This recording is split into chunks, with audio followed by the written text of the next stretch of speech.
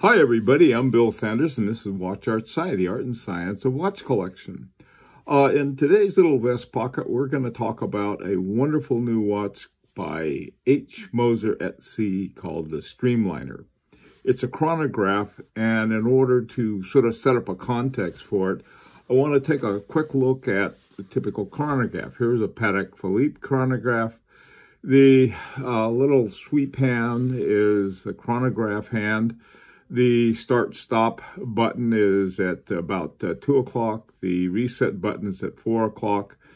And then at 3 o'clock is a little subdial that they call the instantaneous 30-minute counter. What happens is that when you start it, the sweep hand starts going around, which is the chronograph hand, and that's your timer. Every time it makes a full circle, the 30-minute counter picks 1 minute.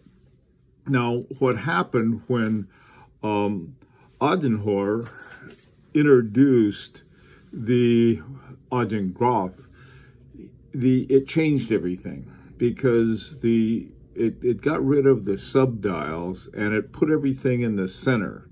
Here are two examples: the Fabergé Visionaire chronograph and a Singer Reimagined Track 1. The hour, minutes, and second hands for the chronograph are all in the center of both of them. They're they're a little different from each other. Now, the regular time telling on the Fabergé, you can barely see it. There's the small hand at 10 o'clock and then the larger one at 10 after.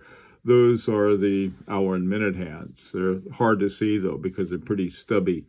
On the Singer Reimagined, they're down right at 6 o'clock. You've got two discs that are going along there, and you read the time from the bottom. Now, both of them have what looks like a bullhead type of shape to them, because you have the two pushers up at 10 and 2 o'clock, and then the crown down at 4 o'clock on both of them. Now, the new one by H. Moser also is a variation or a version of the Adenauer Augengraph. And so let's take a look at this. This is what the watch looks like. Now, you have the two white hands, the hour hand and the minute hand, and then you have a little needle hand that's white and another little needle hand that's red. And what those are they're like a rattrapante. When they start off, they're together like this, and then when the chronograph starts, the red one starts moving, and every time it makes a circle, it clicks over the minute hand. Let me show you here. I made a little illustration of it. Okay, here are the hour and minute hands, and then right here, let me see if I can get this right. When the chronograph starts, you have the minute hand of the second hand of the chronograph going around. Here, I got it all tangled up in the other hand here. And when it goes around once, the chronograph minute hand goes up a minute.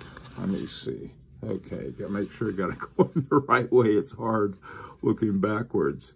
And so each time it goes around, then, let me see, up pops this one right here, moves one. So it's like an incredible use of space.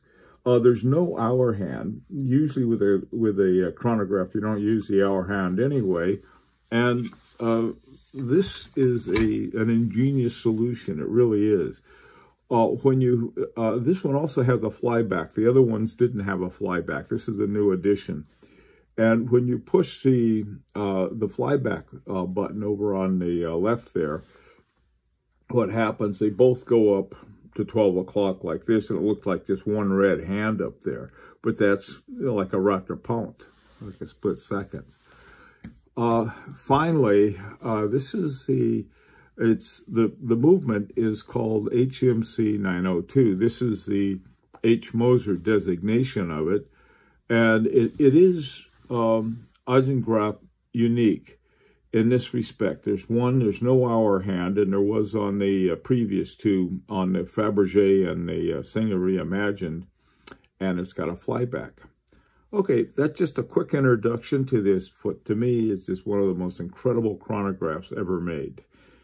Till next time, this is Bill Sanders for Watch Art Sci, the art and science of watch collection.